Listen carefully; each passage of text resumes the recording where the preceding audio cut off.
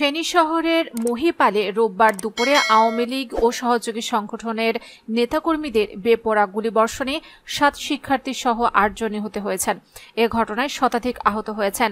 রোববার পুরো শহর জুড়ে থমথমে পরিস্থিতি বিরাজ করছে।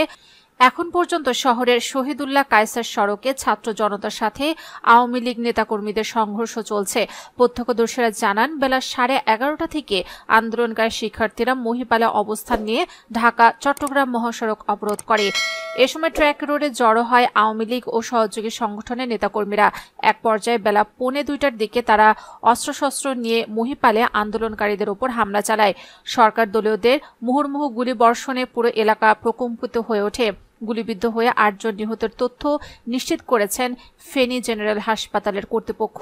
এদের মধ্যে পৌরসভার ৭ নম্বর ওয়ার্ড অচেনগাছতলার বাসিন্দা ইশতিয়াক আহমেদ শ্রাবণ, ফাজিলপুর ইউনিয়নের বাসিন্দা সাইদুল ইসলাম, সোনাগাজীর বাগাদানা ইউনিয়নের মান্দারি গ্রামের বাসিন্দা সাকিব, পাঁচগাছিয়া ইউনিয়নের কাশিমপুর এলাকার বাসিন্দা শিহাবুদ্দিন, জয়লস্কর ইউনিয়নের বাসিন্দা মাসুদ, বিপুল, আরাফাত, অটোরিকশা চালক লক্ষ্মীপুর জেলার বাসিন্দা সাইফুল ইসলামের নাম জানা গেছে।